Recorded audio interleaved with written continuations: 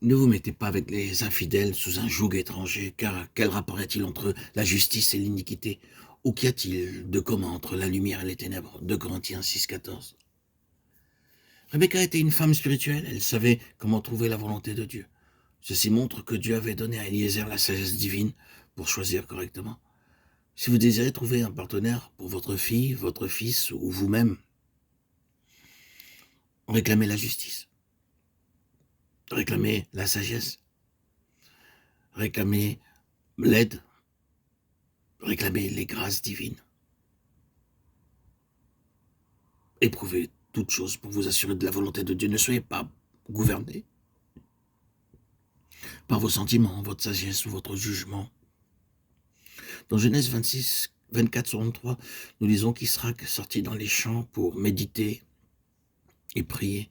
Tandis qu'Éliezer recherchait une épouse, Israël priait à ce sujet dans les champs. Il dut prier ainsi au Seigneur, guide Éliezer afin qu'il fasse le bon choix pour moi. Abraham pria, Éliezer pria, et Israël pria. Et c'est ainsi qu'ils trouvèrent la volonté de Dieu. Que ceci devienne votre expérience. Ne commettez aucune erreur en cela, car la question du choix d'un partenaire est très grande et très importante. Beaucoup de parents ainsi que de jeunes gens commettent des erreurs en cela. Ils en souffrent, mais il est trop tard. Regardez autour de vous tous les foyers malheureux et soyez sur vos gardes. Vous êtes le sel de la terre, Matthieu 5,13. Je crois qu'il y a pour nous un précieux message dans ce fragment tiré du sermon de notre Seigneur sur la montagne. Le Seigneur résume tout le sermon, les 3 chapitres, dans ces quelques paroles. Vous êtes le sel de la terre. Quelle est la signification du sel? Tout d'abord, il est ajouté pour donner du goût.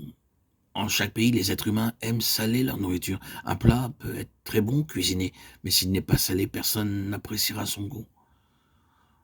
L'intention du Seigneur est de s'assembler un peuple qui, comme le sel, peut apporter la santé et la jouissance au monde entier. Le sel représente aussi la fidélité. On dit communément en hindi, ne sois pas ingrat envers celui de qui tu as mangé le sel. Ainsi, le sel, dans le langage populaire, représente la loyauté et la fidélité. Le sel est aussi utilisé pour conserver les choses. Généralement, le beurre se gâte s'il est gardé trop longtemps. Mais si vous ajoutez un peu de sel, il se conserve longtemps. Le sel est aussi utilisé pour les conserves. Le poisson, le bœuf et les moutons sont aussi conservés grâce au sel. Ainsi, le sel représente quelque chose qui préserve les choses longtemps. Le sel représente aussi une amitié qui demeure. Dans 2 Chroniques 13,5, nous lisons une alliance de sel.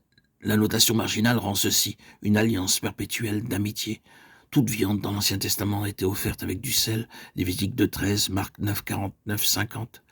Ainsi, le sel représente la vie éternelle, la fidélité dans l'amour et l'amitié. Tout ceci nous aide à comprendre pourquoi le Seigneur Jésus dit à ses disciples, « Vous êtes le sel de la terre » Matthieu 5, 13.